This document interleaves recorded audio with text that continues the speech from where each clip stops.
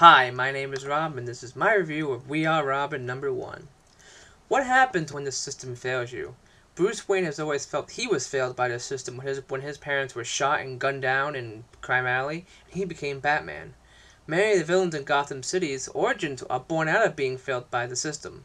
As Two-Face might say, there are two sides to a coin, but, in this case, you get to choose. We Are Robin #1 offers up something entirely different in the wake of events such as Batman Endgame, where a good deal of Gotham was destroyed, residents were displaced, and Batman himself is considered dead. If Gotham Academy is the quote-unquote cream of the crop behind the walls of the prestigious prep school, then We Are Robin are the ones everyone forgot. Writer Lee Bermero tackles this topic among others in We Are Robin with our protagonist, Duke Thomas, who Batfans might remember from previous Scott Snyder stories. Duke acts different here, however, his parents presumed missing after the events of Batman Endgame, and is angry because he feels that no one cares about his situation or his parents except for a certain Case Walker. What's interesting here is that if you strip away Gotham City and its characters, the beginning events of We Are Robin is something that plays out every day across America. Duke Thomas, a young African-American teenager, doesn't accept his own mortality in the wake of his parents' disappearance, as he readily admits, but it can also be seen in his attitudes. His anger and bouncing from foster home to foster home reminds me of a young Jason Todd. What kind of person is made under these circumstances? Duke Thomas is shown to have some fighting skills and a quick comeback to everything, as showcased in issue #1. Thomas is the interest of someone, however, as we see throughout issue #1. I actually like the way the texting was handled throughout the issue, especially considering how often it's done poorly in other media and even in comics.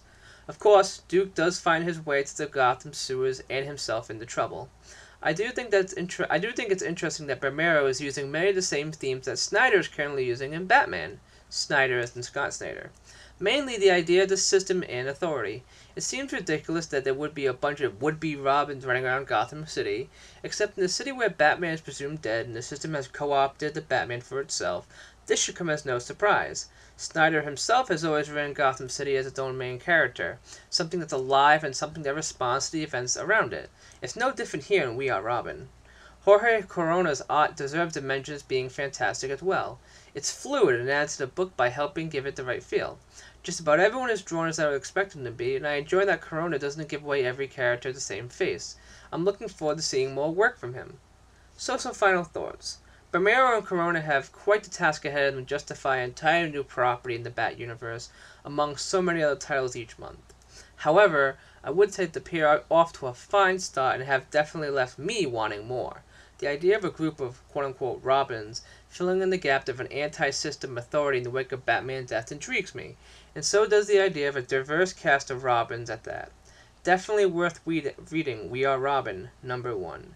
I'd give We Are Robin #1 a score of 8.7 out of 10. But that's just my thoughts.